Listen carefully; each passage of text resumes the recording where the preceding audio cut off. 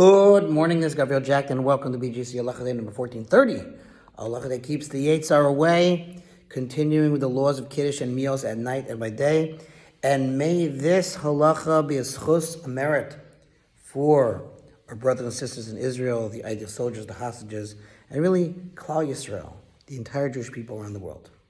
Here we go. If one recited Kiddush on a cup, thinking that it was filled with wine, and afterward it was discovered that it was filled with water or another beverage. This does not happen so often, but just in case it happens. What do? He must go back and recite Kiddush over wine. However, if there was wine before him on the table during Kiddush, and he planned on drinking wine during the meal as well, he need not recite Kiddush a second time, because it is considered as if he recited Kiddush over that wine. Says the footnote, in this case, he should immediately drink a cheekful of the wine that was on the table. If there was no wine before him on the table at the time of Kiddush, but there was wine in the house, and he planned to drink wine during the meal, then although he must repeat the Kiddush, he need not recite the Borei Pri Hagafen blessing as part of the Kiddush, but only the blessing of Asher Kiddush that he should do again. Says the footnote, there, in the context of the laws of blessings, the Kitzer, which is the author here, explains that the blessing recited in such a case can apply to other wine as well, as long as he did not interrupt by speaking after the blessing. If after reciting Kiddush it was discovered that the cup was filled with beer, and it was a place where that beverage is the Chamar Medina, wine of the province, meaning it was a special drink like wine, or beer rather, or whiskey is considered special.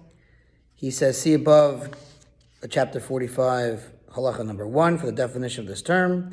Then in any case, he need not recite Kiddush a second time. He need recite only the Sha'akol blessing and drink. In those places where the custom is to recite Kiddush after washing the hands for the bread, before breaking the bread, he also does not have to go back and recite Kiddush again if it was discovered that the beverage in the cup was not wine.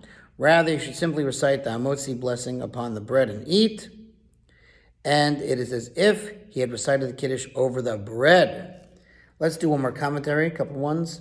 Although one should rather recite the Kiddush over wine than a Chamar Medina, again, Chamar Medina is a type of drink like whiskey or beer. In this case, when the Kiddush was already recited, it need not be repeated. If when reciting Kiddush upon a cup that contained wine, one recited in error the Sha'akol blessing, he has discharged his obligation of Kiddush. He may drink the wine and is not required to recite a Borei Pri Hagafen, right? In other words, really the blessing on wine is a Borei Pri Hagafen, but if you made a mistake and said Sha'akol, that also works. B'diavad, after the fact.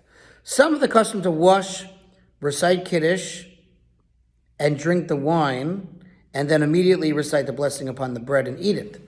So we're saying in that case, if he realized he made a mistake, he just go ahead and say the Hamotzi, and he does not have to recite the Kiddush again, right? Because he already said it over the bread. Complicated halacha. Let's do some review on it. Always about repetition. Repetition is the mother of skill. To sponsor a future halacha, it's a schus. 36,100 for the gold. Grab that merit. We could use as many merits as we can have. We'll see you tomorrow.